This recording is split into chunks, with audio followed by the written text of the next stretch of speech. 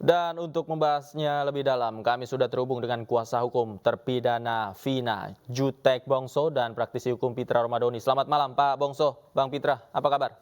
Selamat Selamat malam, malam, kabar Gabi. baik. Baik, saya pertama Baik. ke Pak Bongso terlebih dahulu. Pak Bongso, terkait dengan materi yang dilaporkan, ini kan ada dugaan penganiayaan yang dilakukan oleh Ibtu Rudiana. Sebenarnya seperti apa yang diceritakan oleh klien Anda? Gini, Mas Davi, Hmm? kami kan mendalami, lalu kami mengunjungi para terpidana. Sudah berkali-kali ya kami mendalami, kami mendapatkan informasi bagaimana proses ketika mereka ditangkap oleh Aibtu Rudiana saat itu, apa yang mereka alami, dan mereka menceritakan semua peristiwa-peristiwa yang kami laporkan. Di situ diduga ada penganiayaan, ada intimidasi, ada ya pemukulan, ya ada yang distrum dan lainnya menurut pengakuan mereka.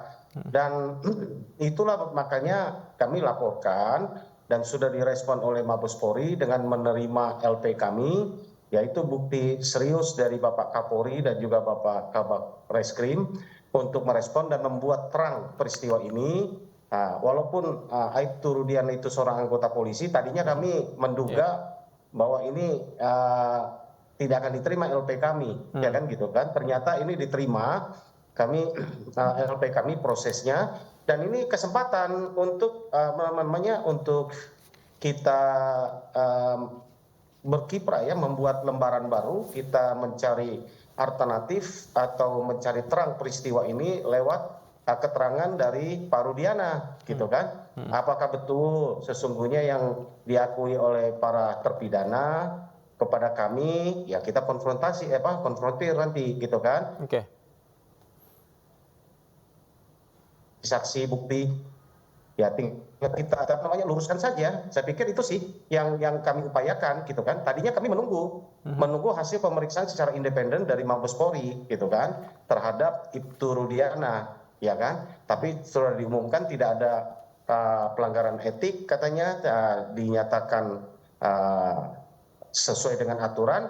Ya bagaimana lagi kalau kami ingin menghadirkan fakta yang sesungguhnya, ya nggak ada jalan lain, sehingga ya kami melaporkan ya Bapak Rudiana untuk kita gali, kita adu informasinya apakah sesuai, dan untuk membuat terang peristiwa ini sesungguhnya, gitu Mas Davi. Oke, kalau dari cerita para terpidana, penganiayaan ini dilakukan langsung oleh Ibtu Rudiana atau ada melalui orang lain?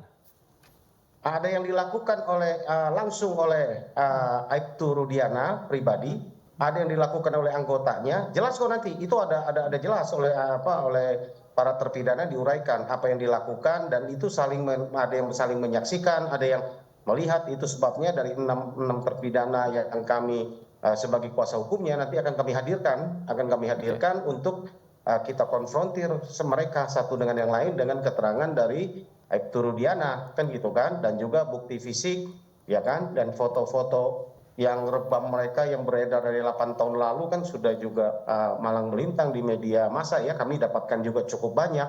Saya pikir, ya kan, ini polisi dalam hal ini tinggal membuktikan bagaimana kondisi dari para klien kami, gitu aja Mas. Oke, baik. Artinya saat ini kan Ibtu Rudiana berstatus sebagai terlapor, dan jika memang tadi dikatakan harus menjelaskan keterangannya, bagaimana kesaksiannya secara terang benderang, apakah itu ya memang harus dijelaskan, Bang Pitra?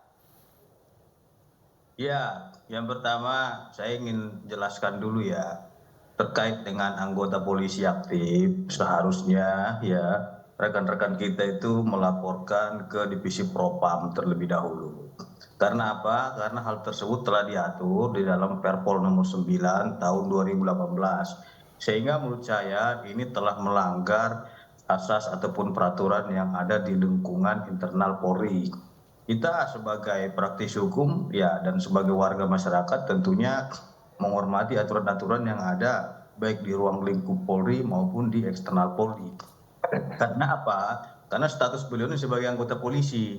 Nah, kalaupun seumpama ada pidana dari pemeriksaan propam itu tentunya akan ditindaklanjuti secara pidana. Akan tetapi ini sudah menabrak aturan yang ada di dalam Perpor nomor 9 tahun 2018. Ini yang harus diperiksa oleh Propam, apakah penyidiknya ini berwenang untuk menanganinya secara pidana. Seharusnya itu dibawa ke ranah Propam terlebih dahulu. Seperti itu, Bu. Oke, Bang Pitra, tapi kan tadi dikatakan bahwa proses pemeriksaan etik yang kemarin diasistensi oleh Propam juga sudah dilakukan Polda Jawa Barat dan tidak ditemukan pelanggaran etik. Nah, kemudian ini kan ditempuh ke Barreskrim sebagai upaya yang lain begitu ya Pak Bongso ya? Iya. Iya, Bang Pitra Jadi silakan. masalah etik itu mungkin administrasi prosedur ya. Kalaupun ada dugaan lainnya yang diduga oleh rekan-rekan kita tadi Jutek Bongso itu ada dugaan penyiksaan, pemukulan dan lain-lain. Itu ranahnya ke divisi Propam. Propam nanti akan memeriksa anggotanya apakah benar melakukan perbuatan itu atau tidak. Itulah kewenangan pada fungsi propos tadi gitu loh. Artinya jangan juga kita melangkahi aturan yang ada dan seolah-olah kita tidak menghargai kewenangan daripada divisi Propam. Saya kira kita sebagai warga masyarakat percaya penuh kepada divisi Propam yang menangani kasus ini karena mereka juga sedang mendalami dalam persoalan ini. Karena kalau memang kita tidak percaya kepada divisi Propam, tentunya ini akan menjadi presiden buruk